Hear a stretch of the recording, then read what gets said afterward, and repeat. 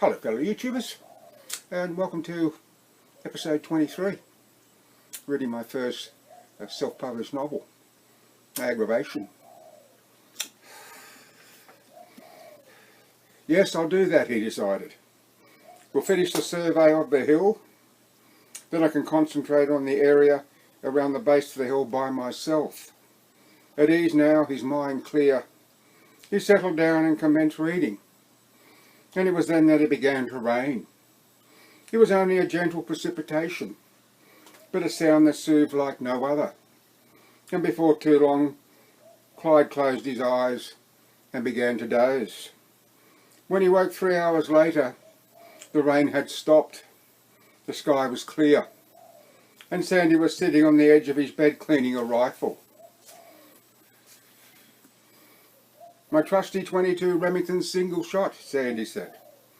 "I was just removing the oil from the barrel before setting off. So you timed it well." "I did, didn't I?" "Well, don't just lie there. Get your boots on and let's get going. Otherwise it'll be dark before we know it." The air was clean and aromatic when Clyde stepped from the caravan. The smell of damp earth and the resin from the pine trees as pleasant as it was invigorating. It was good to be alive, Clyde thought. Sandy led the way toward the dam, the rifle in one hand, a bucket in the other, with Clyde carrying the second bucket. Sometimes actions speak louder than words. Seeing Sandy pick up the bucket had prompted Clyde to reciprocate. But then Sandy was like that. "There's a creek about 500 metres directly ahead," Sandy said, when they reached the dam. "I usually manage to bag a rabbit or two in the area, so I expect nothing would have changed." "And what would have changed?" Clyde asked as he filled the two buckets, so the wind wouldn't blow them away if it sprung up before they returned to retrieve them. "Sometimes the forestry lays 1080 baits to keep the rabbit and fox numbers down," Sandy replied as they commenced walking. "But Mixomatosis rears its ugly head now and then, too. Pitiful sight it is, Clyde, to see a rabbit infected with that virus. Poor goddamn little buggers. 1080 kills them quick, but it's a painful death. Whereas the Mixo lingers for months, eventually sending them blind, and they tend to fall prey rather than die from the virus itself. But either way, it's a terrible bloody waste, as far as I'm concerned. Still, that's the way it is, and there's nothing you can do about it." "But what about the effect of the virus on other animals who eat a rabbit infected so?" "It can't be passed on to any animal, including man. Although I wouldn't want to eat a rabbit with pus oozing out of its eyes and nose. Of course, that's what it does to them in the end." Jesus. As they neared the creek, Sandy instructed Clyde to stay a few paces behind and a little way off to his right so he could still see where he was. Sandy, Clyde noticed, handled the rifle with the respect it rightfully deserved, for it was, after all, regardless the calibre, an instrument of death. Yet the rifle itself was an inanimate object that could do no harm to life and limb if left alone. So the paranoia associated with firearms was totally unwarranted and unjustifiable. Clyde had never handled a firearm, let alone discharged one, but he had the common sense to know that he had nothing to fear from the rifle and the man that handled it. It would be different, of course, if the rifle was in the hands of the wrong person, but so too if that person was wielding a knife or an axe or a club. In fact, except for the distant sound of rifle shots in the forest on past visits, Clyde had never been close to anyone firing a firearm. So when Sandy signalled for him to stop and a moment later discharged his rifle, the distinct whip-like crack startled him even though he thought he was prepared for it. "That's one for the pot," Sandy said, ejecting the spent case. Then, with the action open, he wasted no time in heading off to retrieve his kill. It was a clean kill, a headshot, Clyde noticed. And when he looked back to whence they had come, he was once again impressed, for the distance was close to 60 metres, and the shot taken offhand using open sights. Why is it, Clyde thought, that some people have the ability to make the impossible look easy when it's anything but? If I knew you could handle a rifle, Sandy said, I'd let you take the next one. But considering you don't, I'm not prepared to take the chance that you might wound it and to get away only to die in agony. No offence intended there, Clyde. But just to let you know where I stand, okay? No offence taken, Sandy. I completely understand. Yes, well, others in the past haven't, so that's why I tell people straight off how I feel. In less than 5 minutes another rabbit was taken, and that's when Sandy called it quits. These two would be cooked tonight, and there wasn't room in the freezer to accommodate any more. But what happened next, Clyde wasn't prepared for, even though he knew it would have to be done sooner or later.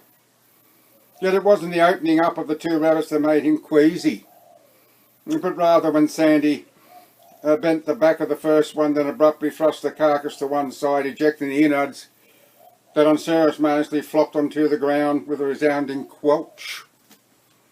You all right there, Clyde? Of course you lost a little colour to your face. I'll be fine.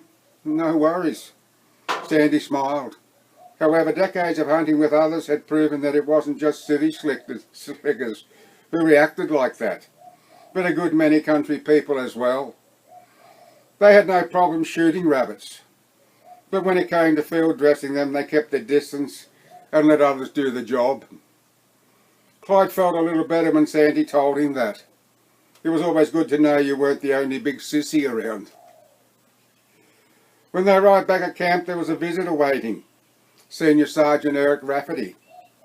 And for an awful few moments, both men feared that someone had found out what they had done at the cemetery and dobbed them in. Sandy had known Eric since 1990, the year he had been assigned to the Welcome Police Station as constable. So he was well aware that Eric would think something was wrong if he didn't act his usual self and acknowledge him straight away. "G'day, Eric," Sandy said, real friendly-like, placing the two rabbits on the table and the rifle next to them. "Haven't seen you for a while," as he approached, offering his right hand. Eric shook Sandy's hand and said, "Good to see you, Sandy. Looks like the hunting's been good." "Always managed to get a rabbit or two," Sandy said with a smile, glancing at Clyde. "Clyde, this is Senior Sergeant Eric Rafferty. Eric, Clyde Phillimore." "Pleased to meet you, Senior Sergeant," Clyde said, shaking hands. Eric reminded Clyde of Robert Mitchum. "And you, Mr. Phillimore. Nice to see the face behind the voice at last." Clyde smiled, a nervous smile, feeling a little guilty at meeting the man he had made so many noise complaints to in the past. Sandy asked, "So, what brings you out here, Eric?" "Had several calls last night about strange lights in the sky out this way, so I thought it might be worthwhile coming out here to see if there was anyone camping who might have seen the same thing." Sandy didn't look at Clyde, but he was hoping he wasn't going to tell what he had seen. Clyde, however, had no intention of telling the Senior Sergeant what he had witnessed, mainly because the lights he had seen weren't in the sky. "Can't help you there, Eric," Sandy said. "I tend not to stargaze, so if something was there, it could have passed right over my head and I wouldn't have noticed." "Me either," Clyde said, and left it at that. "Never mind," Eric said, "but you know, this isn't the first time during the past few weeks that I've got a call regarding strange lights out here. In fact, one such call said they saw what looked like a fire on the top of the hill. But when I climbed the hill the next day, there wasn't a sign of a fire anywhere." "Gee, that is strange," Sandy said. "Anyhow," Eric said, "there's still an hour of daylight left, so I might as well drive a little further and see if there are any other campers around." But as he opened the door of the Land Cruiser, he said, "Oh, by the way, you haven't come across a big, and I mean big, kangaroo by chance? The reason I ask is that I saw the biggest roo I've ever seen the night I came out here after receiving the call about the fire. Sandy told the truth and said no. And Clyde lied because he simply didn't want to waste time talking about it. Well, consider yourselves warned. I doubt if it's a potential threat, but you never know what might get into the head of an animal that big and powerful. After seeing Eric off, Clyde said, "See, I told you I saw strange lights. So what have you got to say about that?" "I've got nothing to say, because there's nothing that needs to be said." "Oh, come on, Sandy. If the sergeant thought it was worthy of investigation, doesn't it say there's something strange going on out here?" "Maybe, maybe not. But until I see something that proves beyond a shadow of a doubt to the contrary, those lights are planes, satellites, and cars, as far as I'm concerned." Clyde rolled his eyes, pulled a face, but he knew it would be futile to say another word on the subject, so he didn't. The two rabbits were baked in the gas oven, and with baked vegetables and greens were, as Clyde said, "a damn fine meal, Sandy. My compliments to the chefs." "What do you mean, chefs?" Sandy said light-heartedly. "You only prepared the vegetables." Sleep claimed Clyde in no time at all that night. Sandy, however, was just on the verge of sleep when he was promptly opened his eyes by what he thought were car headlights streaming in through the west-facing windows. He had every reason to believe that it was a couple of locals out spotlighting for rabbits. There was no cause for concern unless they were trigger-happy yahoos, shooting at anything that moved.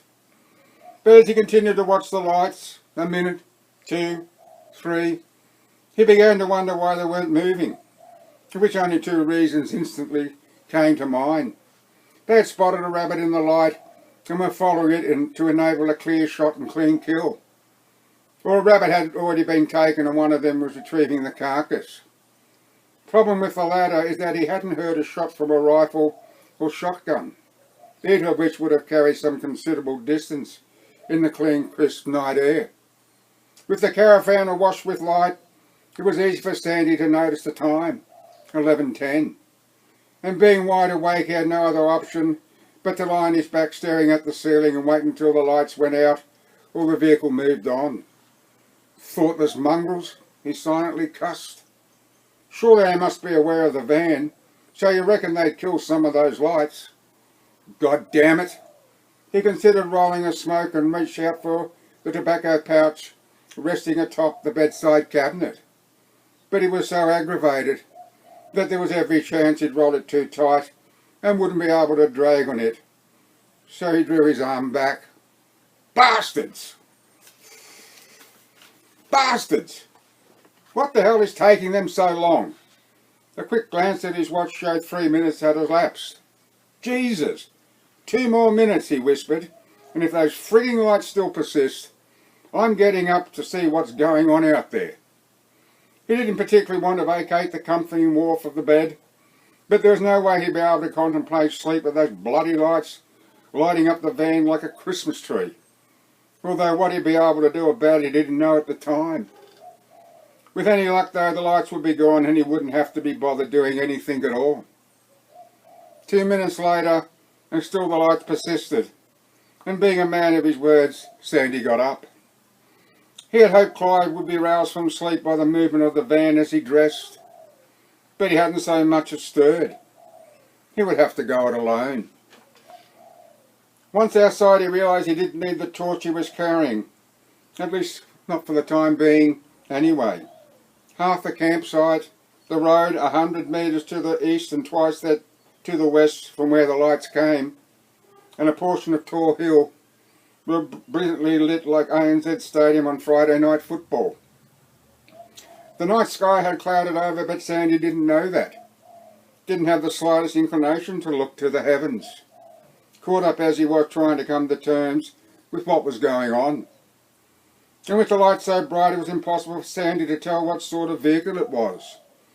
But I guess he reckoned it must be a truck of some kind because of the bank of lights up high and another bank low to the ground as if mounted on a bull bar. Shooting his eyes with the hand holding the torch, Sandy slowly made his way to the road where, upon reaching the middle, he stopped and stood his ground. then waved his free arm up and down as an indication to kill the lights, but to no avail. Bastards! He commenced walking then, toward the lights, nice and easy, waving his hand as he did so. Yet still he failed to get the message across.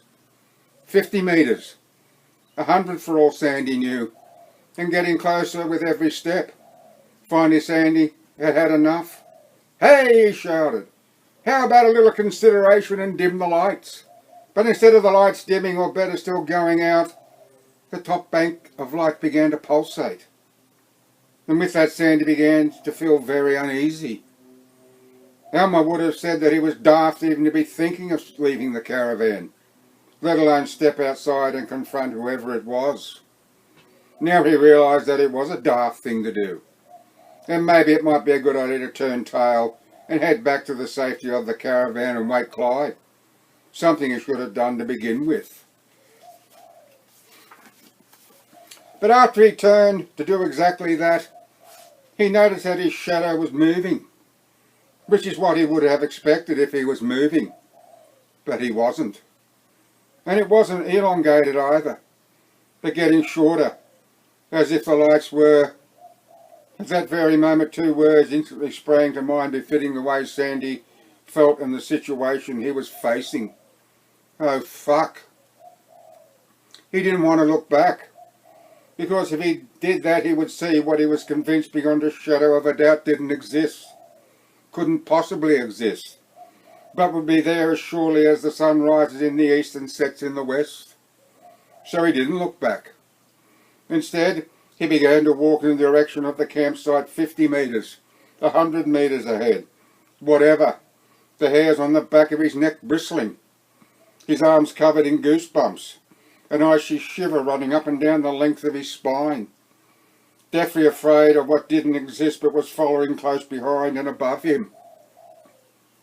He, Sandy Harold Merriweather, the skeptic, who had seen lights in the night sky countless times during his lifetime, but denied they were anything other than planes and satellites, was having a close encounter, while the man who was convinced there was a pyramid buried inside Tor Hill was adamant that UFOs existed, who would give an arm or a leg or both to experience this once-in-a-lifetime event, was dead to the world and totally oblivious to what was happening, a hefty stone's throw away and getting closer with every passing second. "Clyde!" Sandy squeaked, although he meant to yell, but the word got stuck in his throat. He called his name again, managing this time to get it out, but only just. 30 metres from the campsite, and Sandy heard a long drawn-out sigh, for that's exactly what it was, as told by the sisters. And Sandy found his voice. "Clyde!" he screamed. "Clyde! Wake up, Clyde! Wake up, for Christ's sake!" 20 metres from the campsite and all the lights went out, plunging the area into total darkness. "Oh shit!" Sandy shouted, slapping the torch that refused to shed light. Come on, God damn you!" Sandy pleaded as he slapped and shook the torch. Then the sigh came again. Close, real close. So close that Sandy could feel a wind ruffling his hair. Whatever it was right above him. "Clyde! Clyde!" he screamed. Then he took to his heels. 20 minutes to the campsite and he should reach it in 10 or 15 seconds, he expected. But whatever it was above him had other ideas. It was to Sandy if someone had thrown an invisible lasso around him and was pulling him back, even though he was still moving forward, albeit very slowly. Angry as well as terrified, Sandy could think of only one thing to do, and he did it. Dropped to the ground and felt blindly for a rock that must be there. Found one, picked it up, stood, drew his right arm back and high, then, with all the strength he could muster, flung the rock in the direction of the caravan, heard it make contact with a resounding clunk, then yelled, "Are you awake there, Clyde? Clyde!" Cupping his free hand to his mouth, Sandy screamed his lungs out. "Get out of fucking bed, goddamn you!" Clyde heard the rock make contact with the skin of the caravan just under the window at the foot of his bed, but didn't open his eyes because he thought it was just one of those things. But when he heard Sandy shouting his name and cursing, he was quick in vacating his bed, bugger the dressing gown or slippers, even quicker out and out the caravan door, and in no time at all was standing his ground 10 metres from the caravan, in the dead of a night that was as dark as pitch, eyes wide, head turning, as he asked if his friend was all right. It was, he knew, a stupid question. Knew it as soon as he had asked it. But he wasn't fully awake and could forgive himself for that. "No, I'm not all right." Sandy's voice so loud and seemingly so close that Clyde flinched. "Jesus, Sandy, won't you scare the life out of me and why are you out here? Why are you yelling for me? And more importantly, where the hell are you? Because I can't see a bloody thing." "Well, that makes two of us, for Christ." And that's when Sandy felt the invisible hold let go, and he wasted no time getting while the getting was good. At Clyde's side now, Clyde reached out and touched his friend's shoulder. "You're trembling, Sandy. What the hell is going on?" "What the hell is going?" Sandy said hysterically. "What the hell is going on? I'll tell you what the hell is going on. There's... But Sandy didn't need to elaborate, for a long drawn out sigh told Clyde exactly what the hell was going on. "Oh my God," Clyde mumbled. It's... Oh my God." Then, quick as a flash, Clyde bolted for and into the caravan, fumbled for matches, found them, lit the gas lantern, and as suddenly as the interior of the caravan lit up, and as if in response to it, a circle of intense white light 5 metres in diameter lit up the road, the brilliance of it casting light 50 metres to all points of the compass. Clyde, on seeing the light almost the instant he lit the lantern, raced to the nearest window where, not only could he not believe what he was seeing, but could feel every hair in his body standing erect, as if under the influence of static electricity. He looked for Sandy but couldn't see him, only to realise he was standing inside the caravan 2 metres behind him. Good. Now for the camera. The camera, the only reason he had dashed off to the caravan, for there was no way in the world he wasn't going to record images of this event. Outside now, Clyde began to take a series of images as he slowly made his way toward the... well, he wasn't sure what it was, until he caught sight of it in the pulse of the first flash. But after that he knew exactly what it was. The same craft Harriet and Henrietta had seen 69 years ago. A bowler hat. There was no mistaking it. It was a craft that looked like a bowler hat with a flat brim. It was such an incredible experience that Clyde was beside himself. To think that here, right before his very eyes, was an extraterrestrial craft hovering no more than 3 metres above the ground, 10 metres in front of him. And that, my friends, is the end of episode 23. I had said in the previous episode that I thought that might be the penultimate episode, but I was wrong. This will definitely be the penultimate episode, so episode 24 will be the final. And as always, I want to thank you for watching and listening, or just listening. And until next time, bye for now.